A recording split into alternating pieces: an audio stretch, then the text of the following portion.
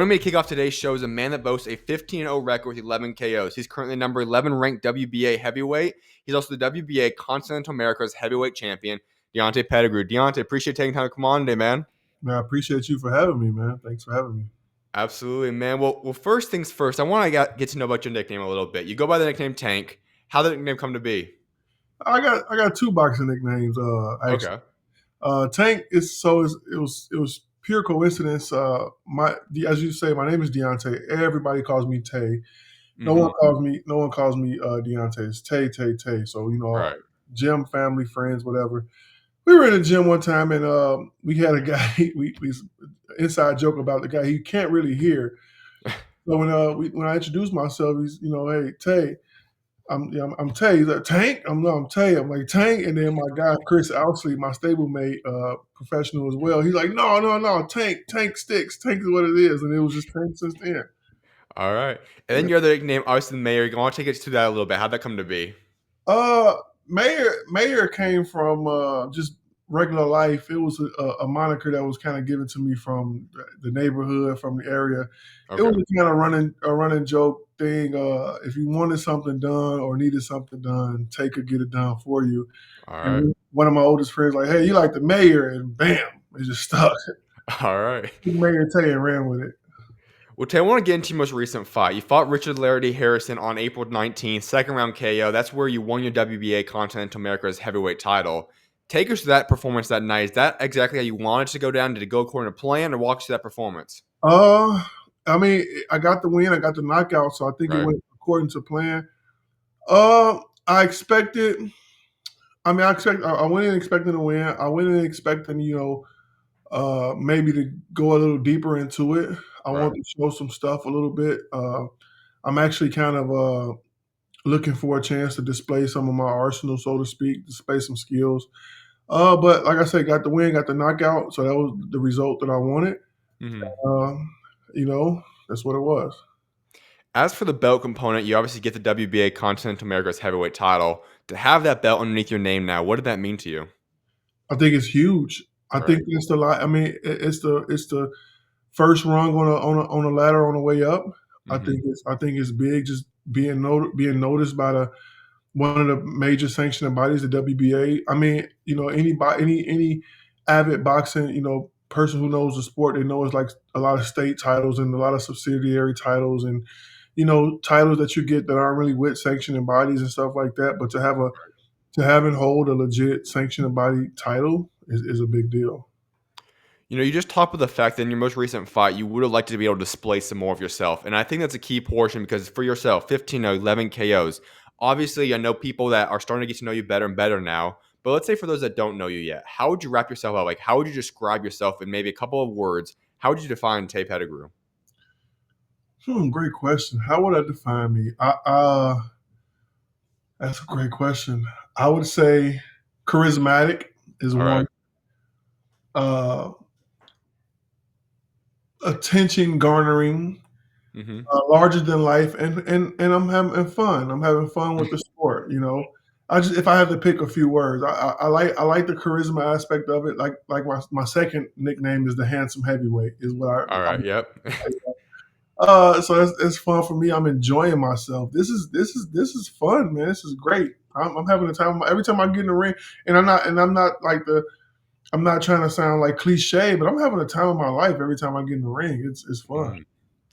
I don't know if that's the same story for everybody that gets in the ring. Some people do it just because it's part of the job, the only way they can make money, or so on and so forth. You say you have fun in that ring. Can you take us to that? Has that always been your story? Did that happen more recently, or we just talk about the joy of boxing? Uh, I so even and I wish I had some of my trainer or my stablemates here. Even in the ring and sparring, I'm having fun. Okay. I wouldn't say the same for the training part. I always complain that the training is way worse than the fight. The running and everything else is the hard part. When it gets time to fight, it's I won't lie, it's nervous at first, and then it gets immediately fun right after that. So Okay. when I say fun with the sport, I mean I'm having fun with all of it. I even appreciate the grind. It keeps me in shape. I don't come from that kind of cliche background boxer where hard not life, fight to survive and Sure. gotta win to eat and kind of grind that you kind of hear over and over with the sport with the competitors. That's not the same for me. Okay. I'm doing just fine, but I thoroughly enjoy the boxing. That might be shocking to some people because, like you said, so many people that have a traditional boxing history, that's the way to survive. It's the way to go out there and fight. So, what was it about boxing when you first started getting into the sport? Why did you want to pursue it? What was so exciting about boxing for yourself? Uh, Man, again, I don't. I'm not trying to purposely go against the old adages. It's just for me, it was, and I'm not trying to downplay it because I love it. I take it seriously. But Hmm. in the beginning, it was something to get me in shape. Okay. Um, I was my previous career. I was a tour bodyguard, and Hmm. I did a lot of tours with a lot of clients, and I can't really keep in shape really well doing that. I have Sure. ballooned up to a really big weight, really big belly, and stuff like that. So I came home, I took a break from the tours, and I was really not happy with my weight. So I said, "Hey, I'll get in some shape. And, I'll go to the local gym." And the Hmm. local gym was a boxing gym, and I was like, "All right, I'll try it." And I was only around it for about 2 weeks, and I was like, "Hey, I want to try to fight that guy." It was one guy kicking everybody's butt in the gym. He was a heavyweight. Hmm. I got my butt kicked pretty good, and that was it. I was done trying to lose weight. I want to box now. All right. It kind of segued into just having a passion for it, man. I had no just a passion for it. I know your pro career came in 2021. So, was that around the same time, or when did you really start getting into the boxing? When that whole story happened that you just talked about? Uh, 2018. So I Okay. did my last tour 27. I got into the gym early 2018, really early 2018. I want to say January or February 2018. Okay. I haven't been fighting really long. Hmm. Um, like I was actually amateur in 2021, but COVID had kind of shut everything down on the Right. UFC boxing amateur circuit. And there were some cities still doing professional shows. I'm like, I don't want to stay amateur and wait for USA Boxing to open it back up because they had shut down everything. Right. Boxing wasn't doing any shows. I'm like, hey, I'll give professional a try. You know what I'm saying? I went out there and I won, and then I won again, then I won again, then I won again. And then right around my sixth or seventh fight, I can't remember when, I won against somebody who I wasn't supposed to beat. And that's when it kind of turned into, hey, now, Okay. now we can do some stuff.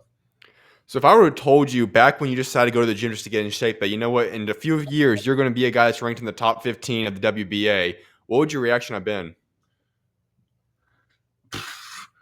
I would have believed you because I'm a winner, man. I All have right. to win. I'm a win. Whatever I do, I try to win in it, or try to be excel in it at least, or do well in it, or Gotcha. rise to the top. I'm cream Hmm. rises to the top. I love that. So I want to get into your story a little bit more because as you talked about, you were doing security before you even got into boxing at that point in time. So what was it about that? How did you get into that industry? I've been in that for a very long time. Started out local in the city security scene, and kind of elevated to what they call artist security, is when celebrities and high Sure. profile clients and stuff like that. And after that, you kind of just transitioned into a touring security. I got with a couple agencies and artist management groups and stuff like that. And I was busy with tour after tour after tour for a while, and just kind of segued into each other.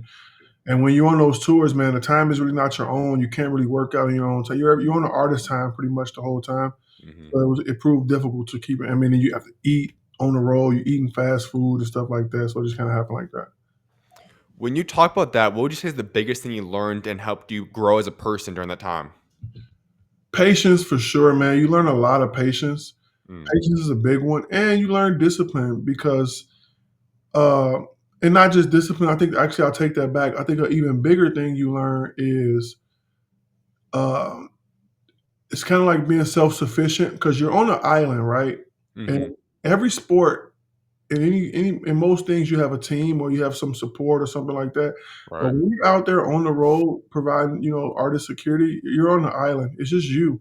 So I think you learn a lot of character traits about how to survive on the island, or pre-planning, proper preparation, to make sure things go well. And I think that kind of correlates into boxing because you're on your own. Yeah, Right. you have a team that you train with, but when the time comes, you're on an island in that ring. It's just Mhm. you. As you were going through that time, what would you say has been the craziest story during that whole time in your security? Probably some stuff I can't really talk about. Okay. But it gets some crazy stuff, Mhm. some stuff that we're alive. So Absolutely. Well, I want to go even back further. You grew up in Chicago, Illinois. When you were growing up out there, were there other sports you were playing, or was it just kind of going through life at that point in time? oh no, believe it or not, I know it's kind of hard to believe because of my stature. I was a very very high level swimmer. Okay. I went through all of high school, city and state finals swimming. Um, State finals, placed second in my senior year of swimming. My stroke was the 100-meter breaststroke. Went to college, swam for the first year I was there. I mean, I was a very good swimmer. Okay. When you talk about that component, what led you to end up giving up on swimming then? I got fat. All right. I didn't get fat back then. I gained some weight, and once you gain weight, I mean, you have to be. It was really strict uh, dieting and stuff like that, and Right. once I got slower than my competition, so I wasn't, I'm still a All good right. swimmer, just not collegiate level fast. Okay. Another aspect about your career is that you also work real estate. Take us to that industry. What got you into that? Real estate was kind of something I just fell into. I learned it on the fly. A couple of people around me were showing me how beneficial it is, and I realized that it's a great. And this is pre-boxing, so I realized it was a great retirement plan for what I was doing at the time, which was on the road security. I'm like, hey, this stuff is pretty taxing to your body and Hmm. even mentally taxing. Sometimes you're away from home, you're away from your family, and I'm like, hey, investing in real estate is a really good retirement plan, so to speak, and Right. it gives you a safety net and a nest egg, and it was just something I wanted to do. So I got into that leisurely, and it just turned into a business. All right, so let's get back into your current time with boxing. When you talk about this avenue that you've gone down, you are a heavyweight. You're in the USA heavyweight division. I want to pick your mind on this a little bit because I think when we look at what's going on right now, there's a lot of guys that are, in their 30s and whatnot. There's kind of this whole era that's obviously there, but then this younger generation, I feel like there's a lot less of the heavyweight talent up and coming. We have Jared Anderson, Torres Jr. is a solid guy. But when you look at that, do you feel like there is a shift when you talk about the American heavyweight scene for the younger generations? As far as a young American heavyweight, I don't think there are any. The biggest Mhm. young heavyweight prospect is a guy I like him a lot, Moses Ayatuma. Right. Ayatuma, I don't want to butcher his last Atoma, name. yeah. Ayatoma, but he's obviously English. Right. As far as like young American heavyweights, I do notice the shift. I Most heavyweights now, up and coming, or even the ones that are on top or in contention, or contenders and stuff, they're all overseas. Right. Almost everybody. I think the only American heavyweight we have in the mix right now, maybe Michael Hunter, Yeah. and maybe if he gets his mind back right, Jared Anderson. I Mhm. mean, Big Baby. Don't get me wrong, Big Baby Miller is a tough out for anybody, but I think he's Mhm. right on the outside of like that championship Yeah. level. But he's a tough out, man. I was in camp with him for a while. He's a tough out. He is a tough guy. I was gonna ask about that because, like you said, you did spar with him. I think it was earlier this year you were with his camp, and kind of take us through that a little bit. How did those sparring sessions go, and what was it like being around him? Well, I think you misunderstood me. I was in camp with Big Baby Miller, not Big Baby Anderson. Okay, Jarrell Miller. Gotcha. Real Gotcha. Miller, yes, sir. I know big babies are confusing. So, yeah, that was last year. I was in camp with Big Baby Miller, Jarrell Miller, and he Hmm. is as tough as they come. He's a tough out. But earlier this year, I did enjoy some sparring with Jared Anderson, Right. and I mean, he is as skilled as skill can be. Hmm. He has all the tools in the toolbox, so to speak. He is versatile. He's fast. He throws punches in bunches. I think that um, I think his hurdles are more mental than anything at this current stage, and that Okay. takes away nothing from him. But he when he gets it back together, he's going to be a tough out as well. I'll always give him props. Obviously, he went out there and fought Bacoli. It was obviously a tough out for him in that fight. But you're talking about a guy when you're in your early mid 20s. That's a big difference for obviously being that grown man power and body that you're going to get when you're in your 30s. But when you see him, do you feel like he's still a couple years out from reaching that peak where he's going to be able to actually be able to compete, or do you think that's something he can do right now? I think that he may be a bit out, yes, and I Yeah, I say that with a grain of salt because he is good, yeah, but the heavyweight, like you say, the grown man body for heavyweight really does me. And the only thing I dislike about the dialogue between two people who do know boxing is the people who listen may not know boxing well.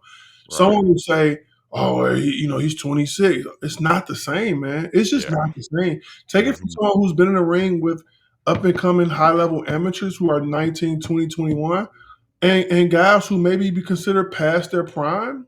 But Mhm. Jesus Christ is different, man. It's different.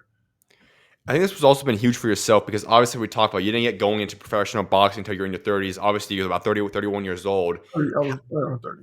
Yeah. So when you talk about that component for yourself, how big of a beneficial is that for yourself, knowing that, hey, in one sense, you obviously didn't take a lot of damage in comparison to some people, but also you still have, 5, 6, 7, 8 more years of being in your good physical prime. Has that not boxing at a high level for a while been beneficial to yourself, would you say now? Yeah, I think about it like this, and try to put it in layman's terms. I'm like a 2015 S class with Okay. 1,300 miles on it, baby. All right. I'm like, as opposed to being like a 2022 S class that was a fleet car, Sure. 180, 200,000 miles on it, man. Some Hmm. of these guys get beat up in the amateurs. Some of Yeah. these guys get worn down in I've seen it. I you can I'm a really a student of the sport. I watch boxing every day, whether it's local, mid level, club level, or professional, whatever, Hmm. or even old school fights. You can see regression happen like that, and it Yes. comes from and I hate. I love Lomachenko. I think he's a really, really, really, really good fighter. Maybe right on the cusp of being all time, but I think amateur took a huge toll on him. Agree. I think Guillermo Rigondeaux, I think amateur took a huge toll on him. And some of these guys that stay amateur for a really long time get beat up in amateurs. Just it don't translate well. I'm like an older car with very low. I'm gonna run longer than all these cars. Hmm. When you talk about the heavyweight division, I feel like that in ways a little bit different too, because obviously when you talk about, like I said, your best physical prime will probably come around 28 plus. Now, obviously, you have physical differences. You talk about Mike Tyson when he's younger. Itoma would probably be a world champion before he's obviously in his Mhm. 30s or whatever. But for the most part, this is a guy that's meant for grown men sports there. Do you feel like it'd be best if you preserve yourself when you're in your younger ages, as opposed to obviously just going right after when you're early 20s as a heavyweight? I'm gonna actually disagree with you there. Okay. I think what age did you say you hit your grown man prime? Usually about 28, 29 ish. That's about right. I want to say Yeah. right around 29, right around 30. I think you hit your grown man physical peak. Right. But I think each individual is different. I think we have to get rid of the old school ways of thinking where guys in the 70s and 80s may have not lasted long. We have to use current examples. You have to use guys like Tom Brady, LeBron James, guys who are competing at the highest level of the sport into Right. their 40s. You have to think about guys that just I mean, and I can go on, I can name names, I can go Usyk is at the top. I mean, Usyk is Yep. older. Before I get Caballero, who before he dispatched Gile Zhang. Gile Zhang was a legitimate boogeyman in the heavyweight division. I thought Right. he's up into his 40s. And a joke that I like to make about Luis Ortiz. I think Mhm. they have him listed at like 42. I think he's over 50. Legitimately, my coach remembers him from a USA boxing tournament in the 1990s where he was like an adult, and this is legitimate. Like, and so I think that with the advances in modern medicine and the way that we take care Mhm. of ourselves and recovery, I think that ceiling that used to be 35, 36 is I think it can push to 40, 41, Agree. 42 even. I think what is Derek Chisora? I don't know. I think he's just turned 40, will be 40 when he fights his last fight. I think Derek Chisora is a tough out for any of these young guys coming up. Yeah. Yeah. Look at that. I mean, he's not a pushover by any means. Oh, yeah, definitely. Yeah. We also kind of going back to a question I asked a little bit ago, but that shift that we've seen now where a lot of the younger generations, we're not seeing them in America. In my personal opinion, I think it's a lot of guys are seeing the NBA, even NFL money and going down that path. But do you feel like there is a massive issue when it comes to, the future of American heavyweight boxing?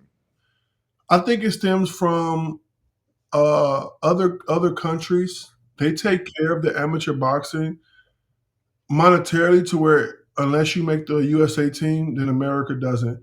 We Mm, have guys that are really, really promising that I've seen throughout my time boxing. They just can't sustain boxing because it doesn't pay them.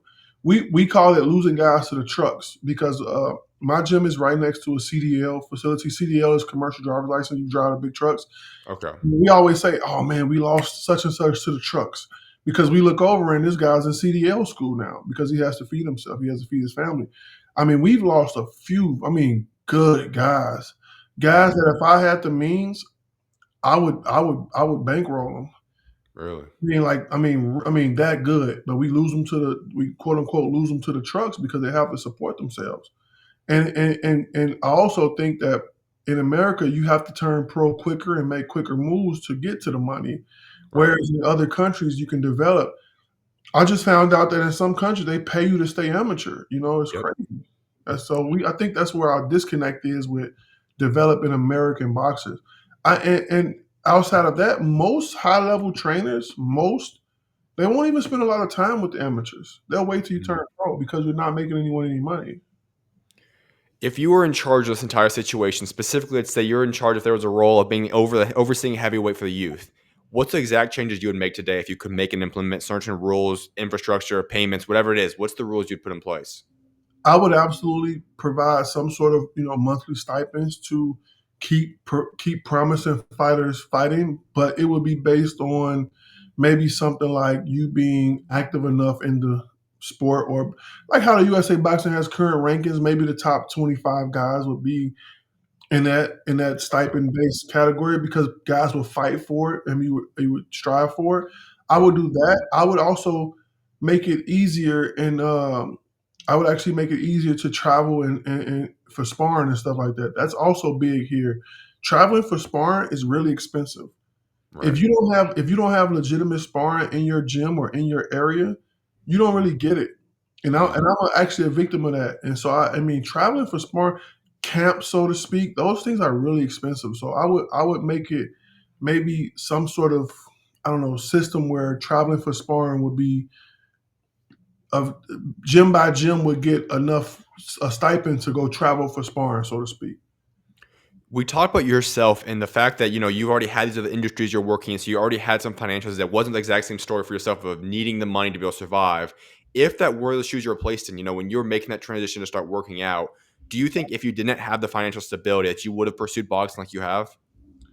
Absolutely. That I won't be naive and say no. Hmm. Me being financially stable allows me to train how I need to train. It Hmm. allows me to make up ground that starting late or what they say because I started late. It allows me to bring in sparring. It allows me to go out of town and join camps. It allows me to Hmm. maneuver in the sport how I need to maneuver in the sport. It allows me to do an abundance of things like that. It allows me to uh, maybe turn down a fight that may not be uh, Hmm. as the right time, I'll say, and take it. It allows me certain maneuverability, and I'm not naive to that fact. I know we just got done talking about. I want to emphasize the point a little bit more because I think another aspect is that when we talk the financial component, I do think that is the biggest hindrance for a lot of these guys. When you talk about, like I said, the biggest thing I think a lot of boxers are also going down basketball, football, because you talk about even at the college ranks now with NIL, guys are getting paid millions of dollars, at least $100,000, whatever it might be. That's a tough kind of thing to compete against. So if you look at that, do you think there's any other way that we could financially even compete with that in the boxing world for heavyweight type guys? Unless not, there's not a chance in hell unless we make amateur boxing a paid thing, which I don't see why it isn't. If you get to a Yeah. certain level, we're think about this. The NIL is fairly new. Hmm. So, well, we haven't even seen the worst of it yet. Let's say it's 7, 8, 9. I don't even think it's 10 years old. I think it's about 7 years old. Yeah, 2020 was the first year it opened up. Oh, so not even so Yeah. 5 and a Wow. half years old. Right. We haven't even seen the adverse effects of it just yet. So we're thinking now we have people, let's call them 12 years old now, that was maybe 7 years old when it happened. They're like, nah, I'd rather just go do this. Maybe kids who we could have gotten into boxing, maybe some naturally gifted guys. We haven't even seen them. We're going to lose even more kids to that stuff now because now the NIL is being heavily publicized and stuff like that. So we haven't even seen the worst of it yet. You having a boxing eye and you know what heavyweight guys would be like. If you could pick anybody that would be the best possible heavyweight contender right now that's in the NBA or NFL, who do you think it would be? The best possible heavyweight contender in the NBA or NFL. I like, so you got to think almost all the NBA players, That's what I was gonna say. A lot of them all fit there, yeah. but they're also tall. I mean, they're That's a good point. so tall. I would lean more towards the NFL. Let me think. I like so a picture just dropped of Marvin Harrison Jr. I mean, he is jacked. Yeah. He is jacked. Or they got Ashton Genty, the Yeah, rookie. yeah. The running back for the Raiders, yeah.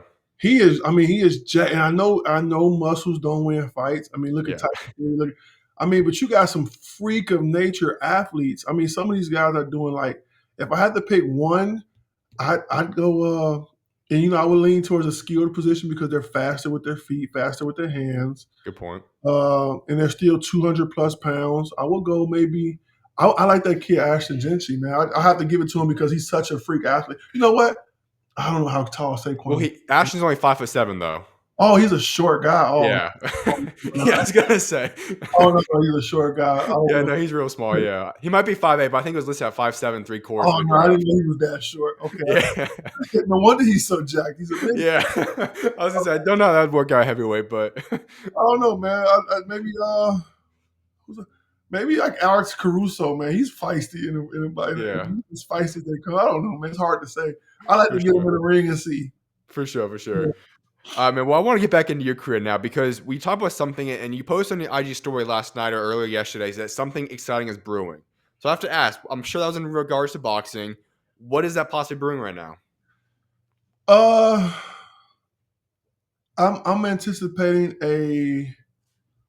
a big time fight announcement Okay. is what I can say.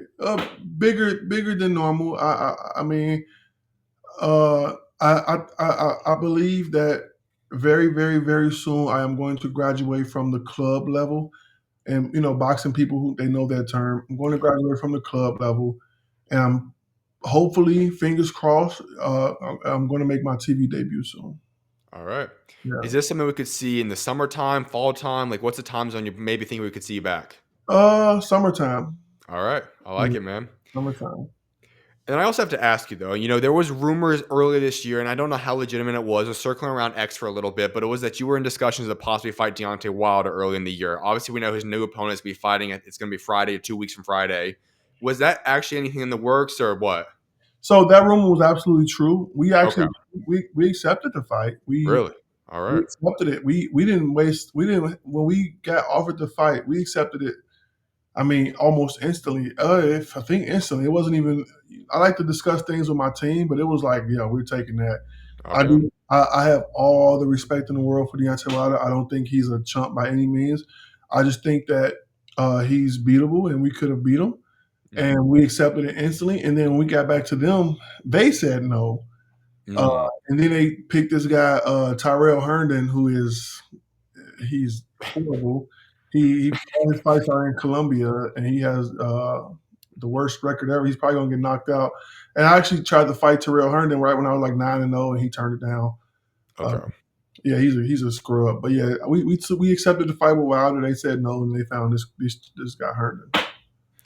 I know the game plan. I know boxing is part of a business right there. And I think the obvious thing is they need to have him one of those statement knockout wins so he can go possibly give himself, an AJ fly or something along those lines. Is that what you kind of see happening? That's probably going to be easy, quick, highlight reel knockout? Yeah, he's going to spark Herndon out for sure. But I think he has to beat Herndon, and then he has to do another one before he's up to the Joshua level again. His Agree. his record, his pedigree will carry him a little bit further than maybe where it should be. Agree. Excuse me, but yeah, Herndon is the recovery fight, the get back fight, so to speak, and then he'll have to fight maybe another live dog Yeah. ish, and then his name and his history alone will kind of propel him to like another maybe major league fight.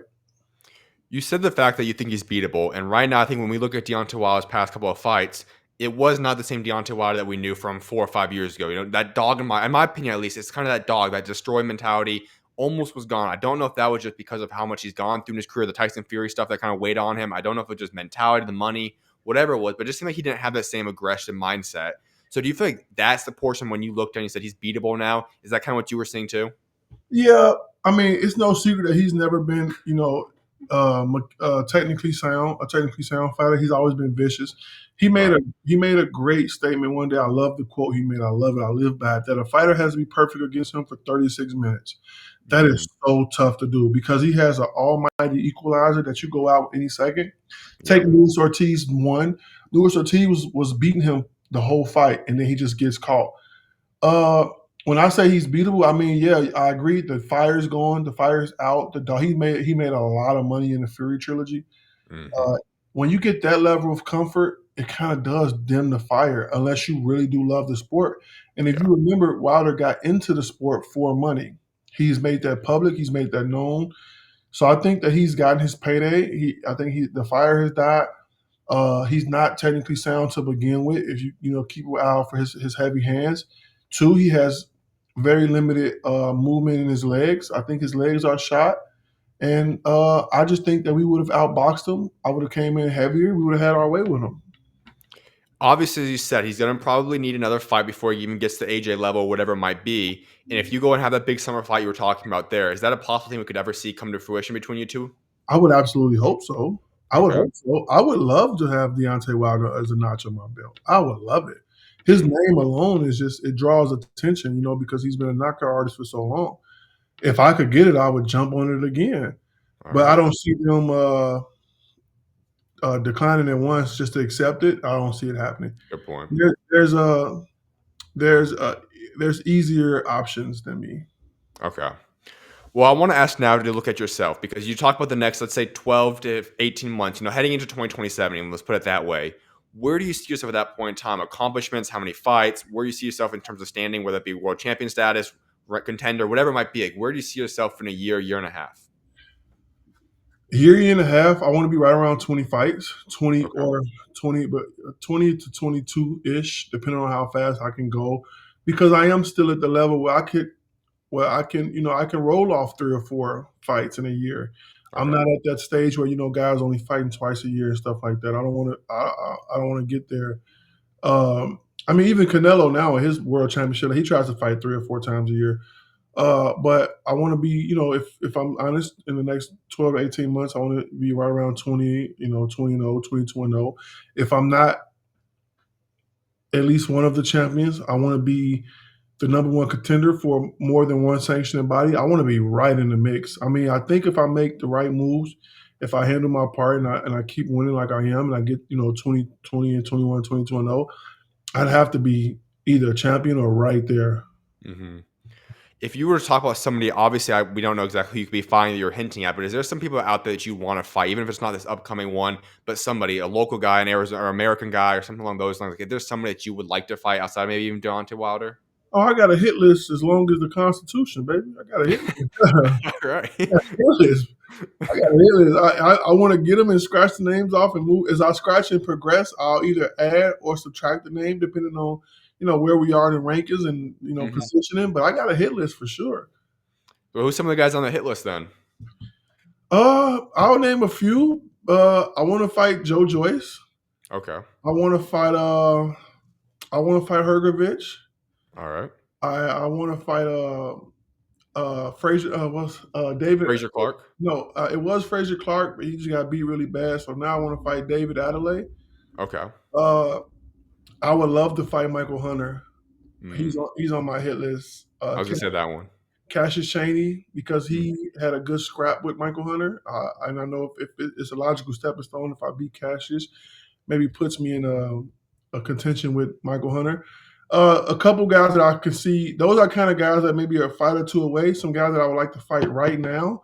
I would love to fight Brandon Moore. I would love to fight Richard Torres. Those guys I think are reachable because 15, 16 and 0, I think still is in the realm of Richard Torres. I know he just fought the Giorgio Viscoli. the Italian guy. Yeah. Yeah. Yep. And Italian put up a really good fight. It Yeah. kind of tested Torres. I think he came out better for it. I like Brandon Moore for me. I actually wanted to fight him a couple fights ago before he fought Torres. So those are some guys that I want to reach right here, right now. But they got to sign a contract. Absolutely, man. Well, Tay, I've got one final question for you. It's the question I wrapping up every single interview with, and it's talking about your legacy. Obviously, you got a lot of big plans. You're still going to be in boxing for some years now. But when you do put down the gloves one day, what is it that you want to be remembered for what you've accomplished both inside and outside of the ring? I mean, I want to be the champ. I want to be a champion for sure, right? That's a given. That's kind of what anybody wants to aspire to be in boxing. I will hope so because Right. that's the ultimate goal. But as far as legacy, man, I want to be known for doing it right. I want to be known for doing it, not I don't want to say myself, but I want to be known for taking the grassroots approach. I mean, I started by myself, and if I get noticed and we get some big deals and some big contracts and we get some big promotional stuff like that, then no matter what, I still kind of grassrooted it myself. So I want that to be known, and that's big to me because it kind of let people know you can do it the non-traditional route. Some of these guys come out of the amateurs and they have to be signed by these big promoters and stuff like that, or some people who take my route where we're kind of the long way, so to speak. They don't really make it to championship status. So I want to leave that as my legacy. And outside the ring, I fully intend on giving back to boxing once I'm done in some capacity. I want to be a trainer. I want to be a manager. I want to be a promoter. I don't care. I want to be a referee at a local level. I want to officiate the Golden Gloves. I want to be. I want to do. My life is now going to involve boxing at some level, in some degree, for sure. I love that, man. Well, Tay, I appreciate you taking time to come on in, man. I cannot wait to see what guys got in store for you moving forward. I appreciate you for having me, man. I enjoyed myself. Thank you. Of course, you're always welcome on, man. God bless. You too, man. Thank you.